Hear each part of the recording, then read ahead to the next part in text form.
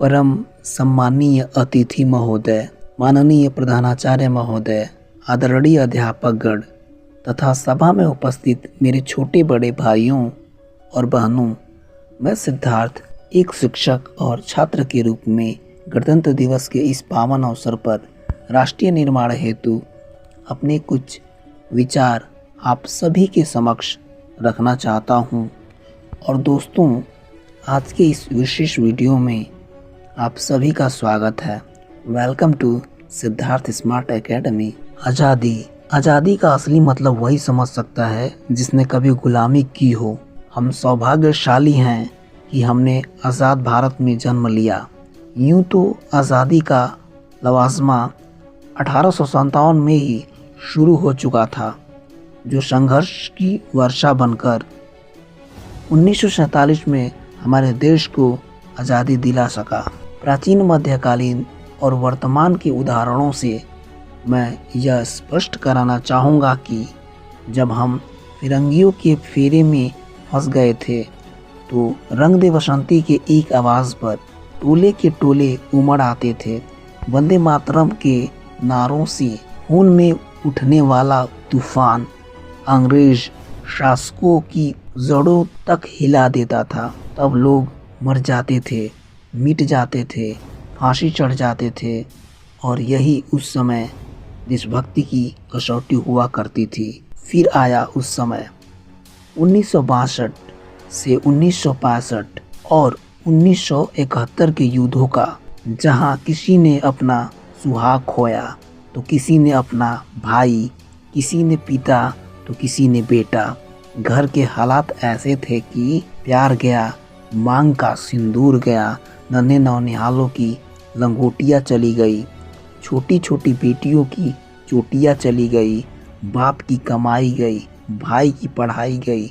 एक ऐसा विस्फोट हुआ कि पता नहीं चला, पूरे जिस्म की ही बोटियाँ उड़ गई। और साहब, आपके लिए तो एक आदमी मरा है, लेकिन मेरे तो घर की ही रोटियां चली गई। फिर भी एक माँ अपने बेटे को सरहद पर भेज देती थी दुश्मनों की धज्जियां उड़ाने के लिए, और पत्र लिखती थी। अम्मा ने पत्र लिखा है बड़े ही चाव से, अम्मा ने पत्र लिखा है बड़े ही चाव से, पुत्र मेरे घबरा मत जाना, 1 इंच पीछे मत हट जाना, चाहे इंच इंच कट जाना। तब पूरा परिवार अपनी देशभक्ति को साबित करता था।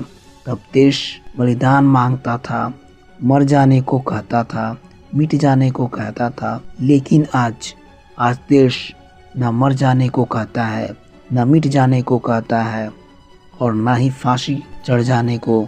मेरे विचारों में आज वही व्यक्ति सबसे बड़ा देशभक्त है, जो अपना काम पूरी ईमानदारी, पूरी मेहनत और पूरी लगन से करता है। मैं नहीं मानता कि फेसबुक या व्हाट्सएप की डीपी 3 रंगों में रंग देना ही देशभक्ति है। अगर साल में 2 बार हाथ में तिरंगा लेना ही देशभक्ति है, तो मैं पूछना चाहता हूँ, फुटपाथ पर खड़ा वह बच्चा ट्रैफिक की धूप छाँव में नंगे पाँव हाथ में तिरंगा बेचता हुआ, क्या वह देशभक्त है? नहीं साहब, वह देशभक्ति नहीं, वह उसके पेट की भूख की शक्ति है। क्योंकि न मस्जिद को जानते हैं, न शिवालय को जानते हैं। जो पेट के भूखे होते हैं वो सिर्फ निवाला जानते हैं। अपने परिवार, अपने समाज और अपने देश के लिए भावों का समर्पण ही देशभक्ति है। और हर देशद्रोही के लिए देशभक्ति एक चेतावनी है। अगर तू परिंदा है तो आसमान तेरा है, और अगर तू दरिंदा है तो शमशान तेरा है। भाईचारे से रहना है तो इस ज़मीं पर रह, वरना कब्र भी तेरी होगी और कब्रिस्तान भी तेरी।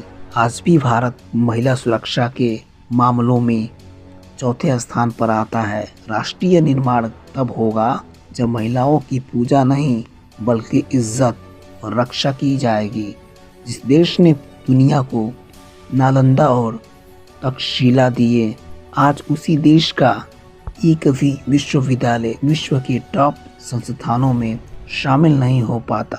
हमारे पास IIT, NIT, BHU हैं, लेकिन अगर शिक्षित वर्ग धर्म और जाति में उलझा रहेगा तो ना अंधविश्वास जाएगा और ना राष्ट्र बनेगा। स्वच्छ भारत तब बनेगा जब केवल सरकार नहीं बल्कि हर नागरिक हाथ बढ़ाएगा।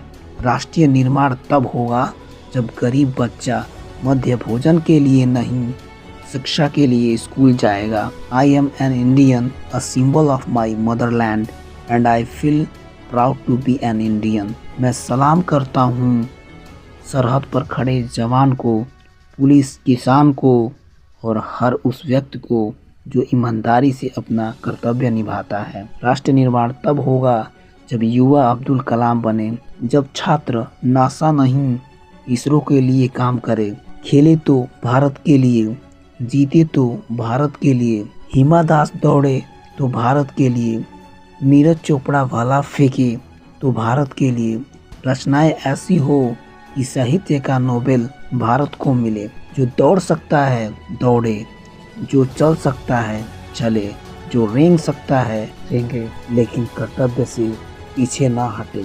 मजदूर को मजदूर समझिए, मजबूर नहीं। गरीब को काम दीजिए, दान नहीं। और अगर दान देना है तो जीते जी रक्तदान दीजिए और मरने के बाद अंगदान करके किसी मरते हुए को जीवन दान दीजिए। यही राष्ट्रीय प्रेम है और यही सच्ची देशभक्ति है। ना सरकार मेरी है, ना रब मेरा है, ना मेरा नाम बड़ा है। बस इतना सा गर्व है मुझे, मैं भारत का हूँ और भारत मेरा है। भारतीय एकता जिंदाबाद, भारतीय एकता जिंदाबाद।